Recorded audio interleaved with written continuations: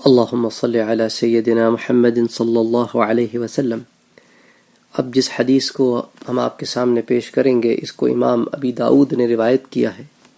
اس کے راوی ہیں حضرت ابی رزین العقیلی رضی اللہ تعالی عنہ۔ وہ کہتے ہیں قلت، میں نے اللہ کے رسول صلی اللہ علیہ وآلہ وسلم سے ایک روز یہ عرض کیا، یا رسول اللہ، اے اللہ کے رسول، اکلنا یرا ربہ مخلیا، کیا ہم سب اپنے رب کو ون آن ون دیکھ سکیں گے، اکیلا دیکھ سکیں گے؟ مخلیا بہ یوم القیامہ، قیامت کے دن جبکہ اتنی بھیڑ ہوگی، اتنے لوگ ہوں گے، تو یہ اکیلا دیدار کیسے ہوگا؟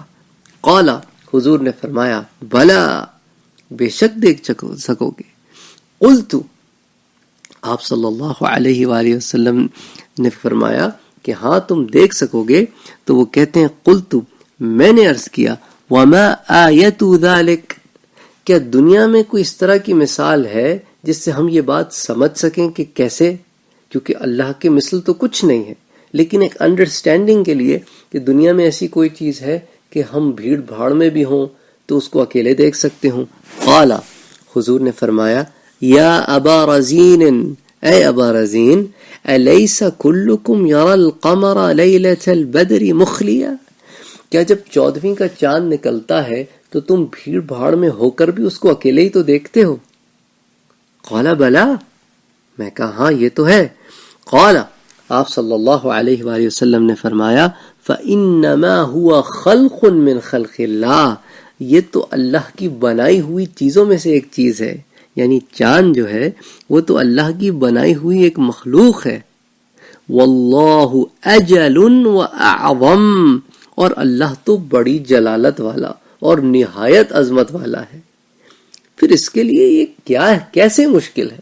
اس کے لیے تو کوئی مشکل نہیں۔ وہ اتنا بڑا چاند کھڑا کر کے اس کا نور تمہیں دکھا سکتا ہے تو تمہیں وہ آنکھیں بھی نواز سکتا ہے جس سے تم اس کا دیدار کرو، اور بھاری بھیڑ بھاڑ میں اس کا اکیلے دیدار کرو۔